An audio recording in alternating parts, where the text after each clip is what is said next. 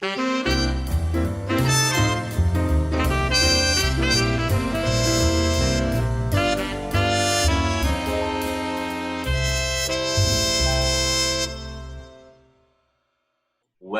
to Meet the Biz.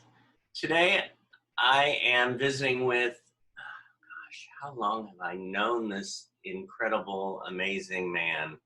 I think I met him when he was this small. I don't know.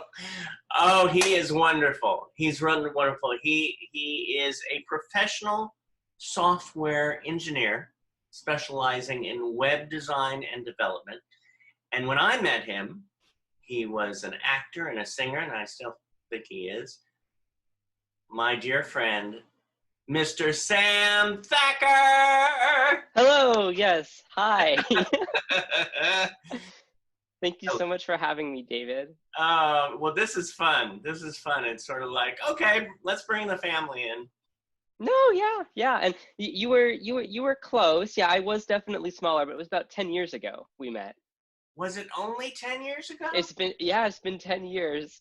I love how for me I was thinking about it last night, and I was like, how long have I known David? Yeah, about 10 years. Wow, that's a long time.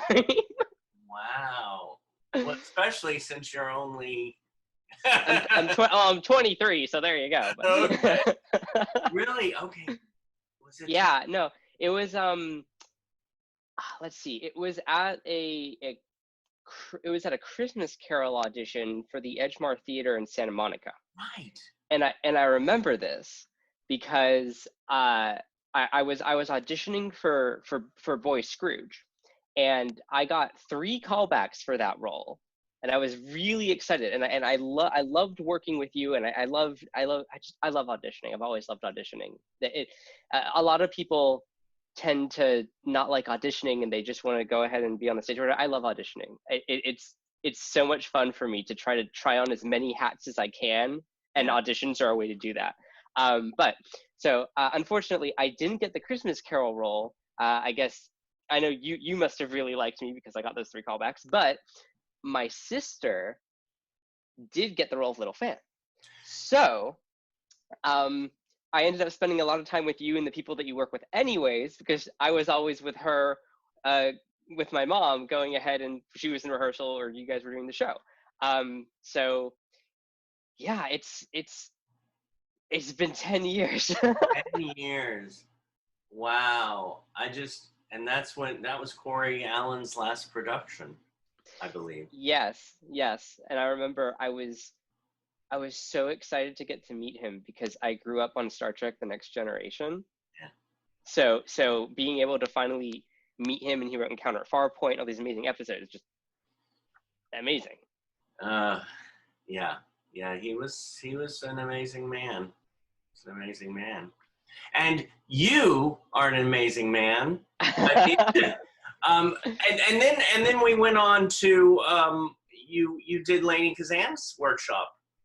Yes, yeah, and Lainey's workshop was, I still think about it a lot, and I have to say it's one of the most magical acting training experiences that I have, that I've had, that I remember, and I say that having worked with some amazing, wonderful, world-class coaches, and the reason for that is I was working on a song I was prepping a song for a performance. And the workshop itself wasn't necessarily dealing with singing, but I had brought it anyways, and she wanted to hear it. So I went ahead and I performed Willkommen Cabaret in front of the entire workshop, and just the pointers that she gave and the way that she worked with me on it. I remember it to this day, and I've used that song several times over the course of my tenure doing acting and performing, and I always think back to the notes that she gave me. So no matter what you are doing, anything magic is always tied to the name David Zimmerman, I would That's right. And that's you are magic, because you do beside the acting and the singing, you do my website and you do my websites. Yes, I think we're at 5 now, all 5 of them, Five. I believe. Yeah, Meet the Biz, My Next Breath, Your Personal Site, Honey Bunny, and are we at 4? I think we're at 4, but still, that's a lot. You're psychic. I think there's a 5th one coming up somewhere. There we go. You know. Maybe I shouldn't be mentioned that on the air. Surprise project or something. Oh. Well, we'll need to discuss. Mm-hmm. So, what got you interested? Of course, you were in the acting field. You were singing. Mm-hmm. You were doing all this stuff. What got you interested in web design, development, and engineering? So really funny thing is I and my memory's a little hazy because I've been doing this for a very long time, but I got into both of them at a very young age. The acting because I saw a friend in a musical theater production, and I turned to my mom in the audience and said, "I want to do that. That looks fun." And I was like 7 or something like that. I was really young. But at the same time is when I was getting into computers, and I started teaching myself how to program from a really young age. I would just go on my computer and mess around, try to figure out how the computer worked. How could I get it to do things specific to what I wanted to do to program it, essentially. And that eventually evolved into websites because this was like mid 2000s, I want to say, and at the early mid 2000s, and at the time there was a really big web boom. A lot of people were going ahead and making websites. The web was kind of like, okay, web 1.0, web 2.0, the new frontier for everything interconnected on the computer. And I really wanted to learn how to go ahead and how do they make the website? How does it work? What's the networking behind it? And so I started just honestly, I just started researching stuff on the internet. Yeah. And I expanded my knowledge base, and from there, and I feel really fortunate to have grown up in a time where there's such a big boom on the internet, because like, as with all technology, if you look at things from like 10 years ago, the amount of advancements and changes and perfections that have been done from even just like 2 years ago are astronomical. Right. So kind of jumping in on that wave just at the right time and finding something that I absolutely love doing and was pretty good at, I would go ahead and say. Take the credit. Well, excellent at. Thank you. But yeah, so it just kind of just grew from there, and I found something that I love doing, and I stuck with it. And I'm here like a decade later doing client websites and hosting websites and applications that are ranging from individuals and small businesses to people who have really specific needs and have a very specific look and application that they need to get done, but they don't necessarily know how to do all of the coding to make the magic happen. They want their own corner of the internet, I like to say. Right. But yeah, it's quite a journey thus far. Well, you know what's so interesting too is, you know, you still love performing. That Yeah. I can hear it from you when I talk to you, when we meet, you know, when we used to meet outside of the quarantine. Yeah, of course. But you have, it seems like, you know, some people have a stronger right brain and a left brain, the creative and the intellectual, and, you know, not to say creative isn't intellectual, but you seem to have a nice balance of both. Yes. Yeah, and by having that, I think it just helps. It helps for the people who are in the arts. You have that extra special, you know, you see something that other web designers might not. Yeah. And again, I think this is just part of a byproduct of being really fortunate to be able to get into both of these at the same time. It is very, very different fields. I mean, sure, web design and development and putting everything together, like, you can throw code at a website and you can make it work, but the difference is the creativity in that, to go ahead and say, okay, what's the best way to capture X? What my goal is here? What's my best way to do that and make it as seamless as possible? And the experience of the website, the actual look of the website, how it interacts and flows, there's so much more that goes into it than just code. Yeah. And I think part of my experience with the industry and acting and having that creative outlet for me has been essential in not only helping me build my repertoire and build my experience, but also just in general. Like I'm a computer science major, and I was majoring in computer science when I was doing like regional tours of theater, musical theater in Alaska. Like I'd literally be in the green room reading a computer architecture book because Oh, I had homework due. And wow. I was in college for computer science, and people come to me like, "What are you reading?"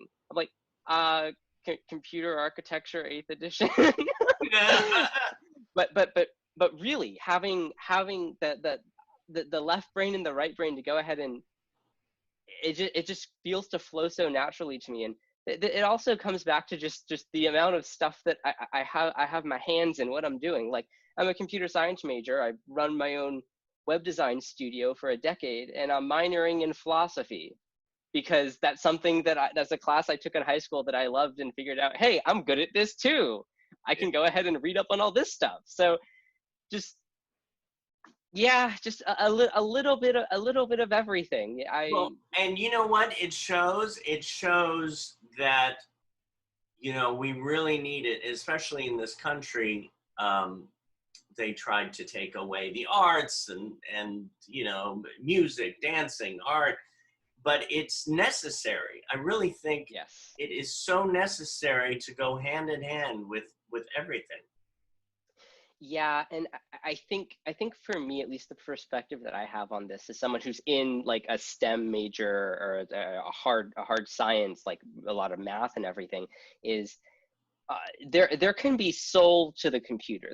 There can be soul to a certain extent to what you do on it, how you interact with it, how you design it. But at the end of the day, if you don't take into account the human factor, if you don't take into account the experience of the person using the computer and look at that human computer interaction, Yeah. what is the point? What are you doing it for? You can code a machine and build a machine and have it do all these wonderful things, but if you don't take into account at the end of the day who is using it, and Mm-hmm. that's us humans, at least right now, until maybe in like 10-15 years monkeys know how to use a mouse and can go to google.com or something like that, then that if you're not taking the human factor into account, what's the point? Yeah. And that's something that a lot of engineers and software developers who are so ingrained in just the code and the computer and thinking like a compiler when you're compiling code, they kind of lose sight of that, the humanity of it. And Yeah. I think having the experience in the arts to go ahead and not only have that human interaction, but human connection with someone on stage that you've never met, who's a completely different character or person than they were 5 seconds ago when you were waiting with them in the wings. That like you can't replicate that. There's no algorithm, at least not yet, for human emotion and interconnectivity. Thank And God. that's still just so important. Oh, we've got to, even when they're talking about getting rid of actors and having just computer generated actors, and I'm going, no, the humanity, the Yeah. subtle, you can't replicate that. It's just no. Yeah. There's technology is great, but we need to understand that. I mean, if anything, hey, I'm able to do this interview with you right now despite the whole pandemic and everything going on because of technology. Yeah. I mean, I love technology and I love understanding how it works, but we need to know the difference between um, the use of the tool and trying to force the tool to do something that it wasn't designed to do, Right. is what I would say. Yeah. So who would you, I mean, who would you say needs a website? Especially nowadays. This would be a question from that that a few people have asked me. Why do I need a website when I have Facebook or Instagram or Hmm. Twitter? Yeah. So here's the thing. I would say anyone who is trying to market themselves, whether it's an individual, a small business, a multinational corporation, everyone needs a website. And here's why. Sure, you have all these platforms like Facebook and Twitter and all this social media that's fantastic for going ahead and getting the word out, putting yourself out there. I used it extensively for when I was acting. I go ahead and make a Facebook post and say, oh hey, here's something I'm working on right now, with just like some photos or a video if it was allowed to be filmed, stuff like that, just to keep people in the loop as to what I'm doing. But having your own corner of the internet that you can fully control is very different from using a platform that someone else has designed and is tweaking the way that it works, for example. And this just shows to show recently with what Twitter's been doing. Twitter's been doing a lot of changes in terms of how they're managing their platform, and they're putting more emphasis on quoted retweets as opposed to just regular retweets, because they want to encourage conversation. And some would argue that that's great, and some would argue that that choice is not great. But at the end of the day, if you were using Twitter to try and market yourself, you don't have a say over that platform. You have to follow Twitter's rules. You have to follow all the guidelines that they put in place.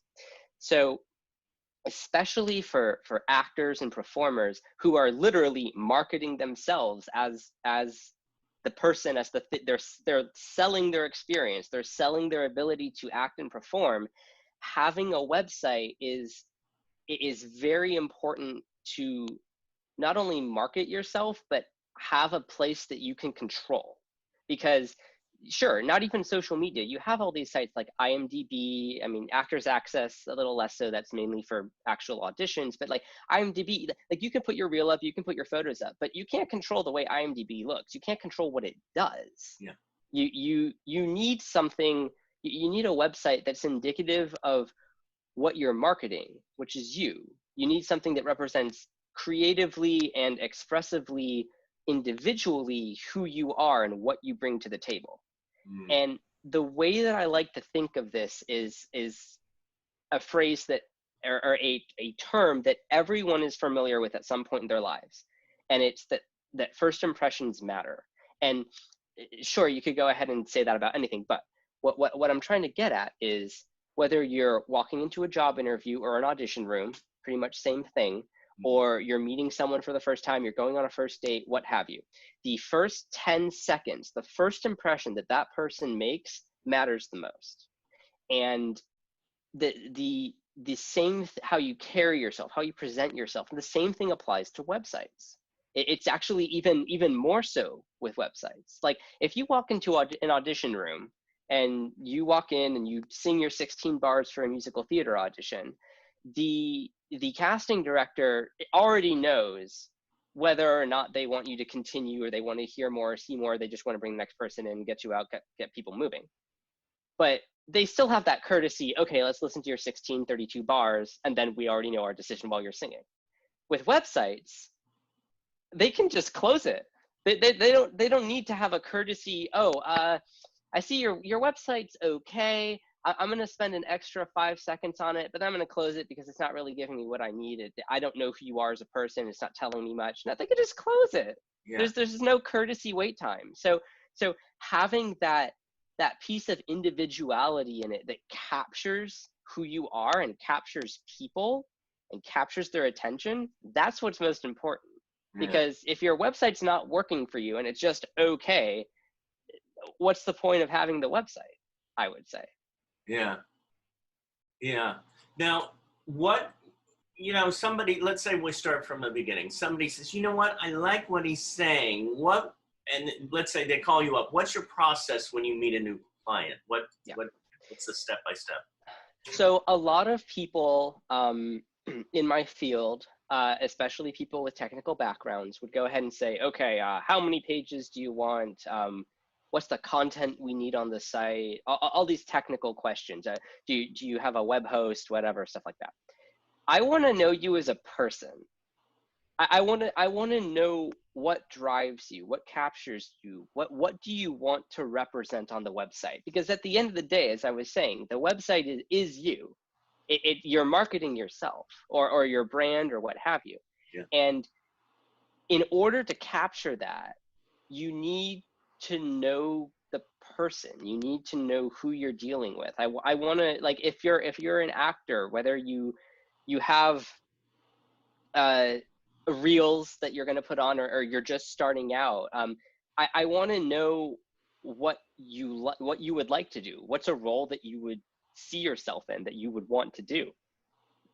Excuse me. And knowing that and knowing the person allows me to tailor the design and the feel and the flow of the site to that person. And sure, there are a lot of websites and tools out there that I won't name any because they're my competition, but that allow you to go ahead, drag and drop, make your own site, 10 minutes, $10 a month, put some text and images in, change some colors, and you're done. Yeah. And that's great for basic websites. That's fine. If the minimum bar is having a website, you now have a website. But having been in the industry and knowing that a lot of people use those tools to just get themselves on the internet, which is a start, they all tend to look the same after a while. Because there's only so many tools that you can use without doing like coding and customization work, and there's only so many sites you can do and using like templates and stuff before you kind of see, oh yeah, I've seen this one before. They changed the colors a little bit and stuff. And sure, maybe to the average Joe that's fine. It's a website, but it's not personalized to fit you, I would say, and that's where I come in. Right, right. Now, here's a question that just popped into my head. Why do I need, I guess, 4 websites right now I have? Why do I need 4? Yeah, I need 4 of them. Well, at least in your case, you have a lot going on. You have a lot of projects. You have a lot of things that are separated out. Like for example, we have Meet the Biz, and we have My Next Breath, and we have your personal website. I'll just use this. We have the Honey Bunny website. All 4 of them. Each of them, in my mind, each of them is a separate project, and they have a different flow and feel and fit. So the design of the Meet the Biz website isn't going to match the feel and design of the Honey Bunny website. And the reason for that is putting like all of the technical things aside, they have different feel, they have different flow. And I keep throwing these terms out, but if you like look at the Honey Bunny website, it more accurately represents both the movie, the short film as a whole, and the poster that you had created for it, as opposed to just putting that on another page on the Meet the Biz website.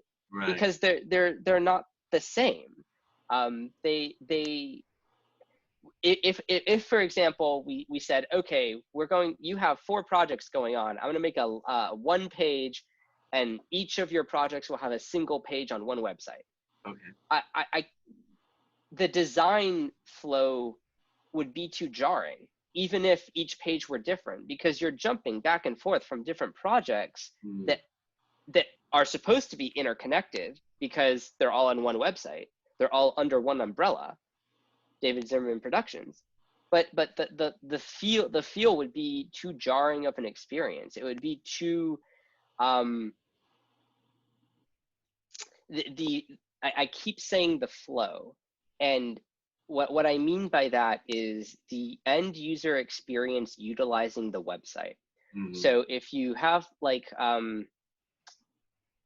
let's see, so yeah, like the My Next Breath website. The My Next Breath website, and I didn't design it. I'm only maintaining it, but I'm drawing it from experience. The My Next Breath website fits the feel of the movie that you are creating and the story that you're trying to tell.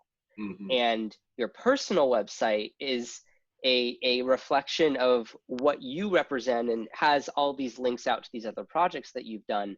But at the end of the day, if I just took the content from all four of these websites and just threw them on the Meet the Biz website and said, okay, yeah, we have a project and here's other projects. It doesn't make sense. Yeah. And I'm trying my best to convey this in a designer fashion. Yeah. No, I mean, I definitely could see it. I mean, if we have the David Zimmerman website or the davidszimmerman.com Yeah. website, which we do, and we had one page for each, it could get too schizophrenic. I mean, Yes. you have the links for the other ones, which are good. And then with the David Zimmerman, it could, the bio. And if I wanted to add another page to it for either photos or something about myself that is in connection or coaching or whatever, then that's something different. But it's nice to have those separated, like you said, the movie websites, the Meet the Biz website. So it really is, I feel, for me, it's the best thing to have. Yeah. And it perfectly mimics real life. And the reason I say that is, again, if I'm building a website for someone and it's supposed to be your corner of the internet, what represents you, at the end of the day, when you're working on the Meet the Biz, when you're doing Meet the Biz, you're not also thinking about Honey Bunny. You're focusing on Meet the Biz, and that's the project that you're working on. Right. And sure, there could be some interconnectedness between them, but at the end of the day, it's separated out. So if we're creating a piece of the internet for every one of these projects, and each of these projects are separate in your life and how you work on them, why would we choose to amalgamate all of them together? Right. When life imitates art and art imitates life and all of that, at the end of the day, like, sure, you could say, oh, like, you have 4 websites, that's so many websites, but you have 4 projects going on, that's so many projects. It's the same principle, essentially. Yeah. And it all leads to the main hub, but it's nice. It's nice. Yeah. Now, let's say one of our students who loves acting at Performing Arts Studio West or Meet the Biz or anyone out in the YouTube land. Let's say they are actors and they're performers, but they also say, I'm interested in also becoming a web designer. What would you tell somebody? So I would say the first thing to do is never get too technical.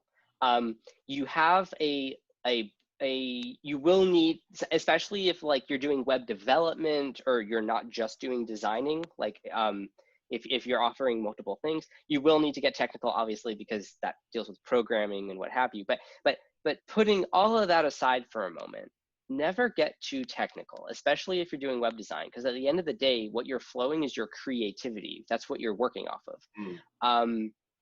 For me personally, I literally, and the internet is wonderful for this.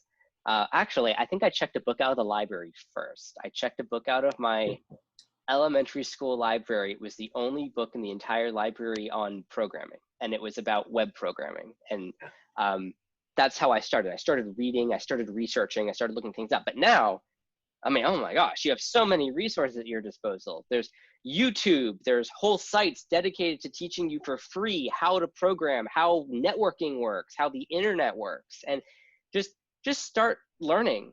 I would say start reading, start going ahead and experimenting. One of the first websites that I did was terrible, obviously, because it was my first website, but I just threw some code together, said hello world, and saw how I could have an image linked in from my hard drive display on a local machine.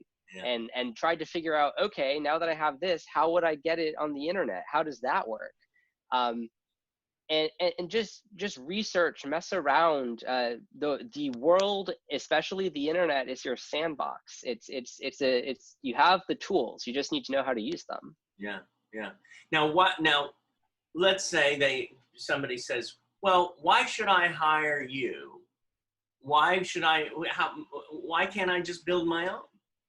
Well, again, you can build your own. That's if you spend the time and you have enough of the knowledge to do it correctly, whereby not necessarily using a standard cookie cutter template like we talked about before, you can definitely do it on your own. But I would argue at the end of the day, I have over a decade's experience doing this, and I was hired by a company, by Petco, to go ahead and do stuff like this for them and do web architecture and all the nitty gritty technical stuff in between. So, I mean, you definitely can, but especially if you're trying to market yourself, unless you really have the time, which may be the case because we're all kind of stuck in quarantine right now. Now is a great time if you have the capacity to, while we're processing everything else going on in the world, to try and pick up a new hobby or something like that. I would definitely encourage you to do so.